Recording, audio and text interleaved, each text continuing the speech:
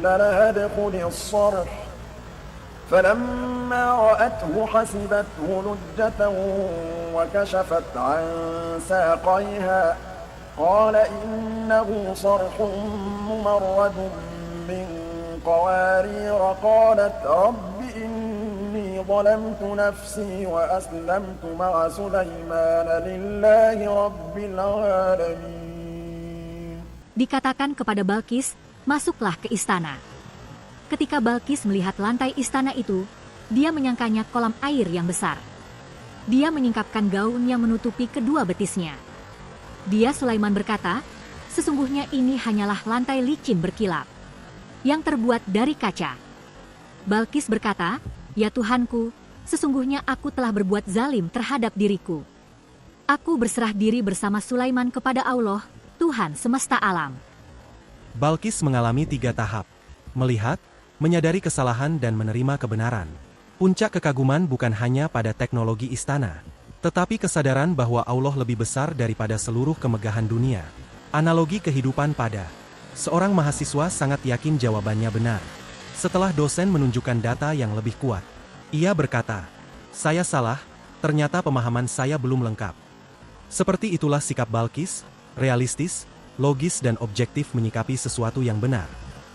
ولقد أرسلنا إلى ثمود أخاهم صالحا أن اعبدوا الله فإذا هم فريقان يختصمون. Sungguh, kami benar-benar telah mengutus kepada kaum Samud saudara mereka sesuku, yaitu Saleh yang menyeru, sembahlah Allah. Tiba-tiba mereka menjadi 2 golongan yang bermusuhan. Social identity theory menunjukkan orang lebih mudah membela kelompoknya daripada mengevaluasi fakta secara objektif. Manusia sering lebih loyal kepada kelompok, tradisi dan identitas daripada kepada kebenaran. Seperti dalam organisasi, ketika ada perubahan yang benar, sebagian mendukung, sebagian menolak, bukan karena datanya salah, tetapi karena mengganggu zona nyaman. قال يا قوم لم تستعجلون بالسيئة قبل الحسنة لولا تستغفرون الله لعلكم ترحمون. Dia Saleh berkata, wahai kaumku, mengapa kamu meminta disegerakan keburukan azab sebelum meminta kebaikan rahmat? Mengapa kamu tidak memohon ampunan kepada Allah agar kamu dirahmati? Kaum Samud menantang azab. Mereka lebih tertarik membuktikan Nabi salah daripada memperbaiki diri. Inilah fenomena reaktance yang terjadi saat ego lebih besar daripada pencarian kebenaran. Orang yang ditegur karena melanggar sesuatu, alih-alih berhenti, malah kadang ngeyel, untuk membuktikan dirinya benar dan bebas.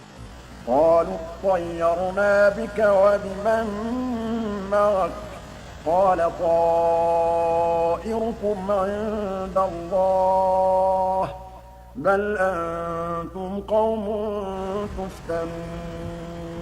Mereka menjawab, kami bernasib malang karena engkau dan orang-orang yang bersamamu. Saleh berkata, nasibmu malang atau tidak ditetapkan di sisi Allah bukan karena kami.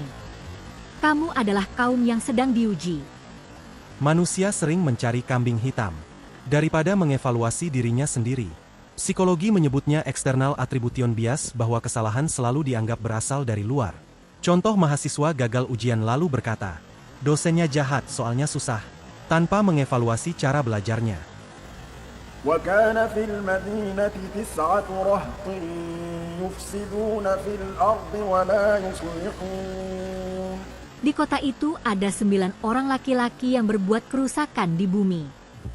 Mereka tidak melakukan perbaikan. Kerusakan sering dimulai oleh kelompok kecil bukan mayoritas. Minoritas yang aktif lebih berpengaruh daripada mayoritas yang diam.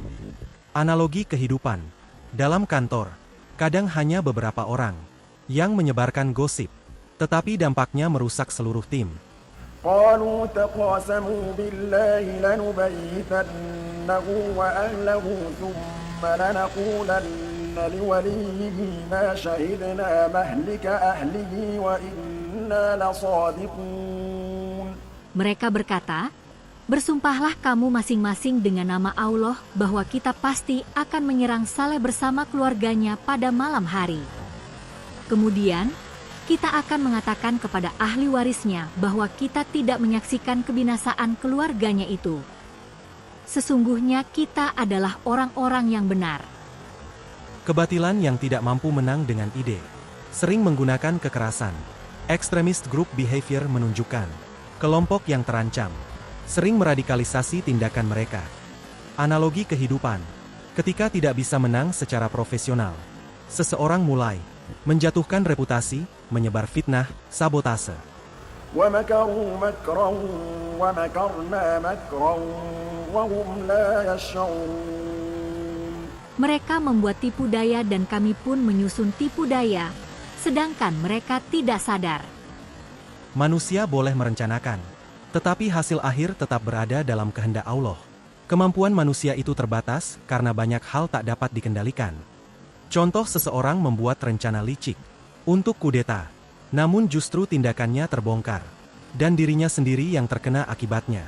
Dan itu banyak terjadi di dunia.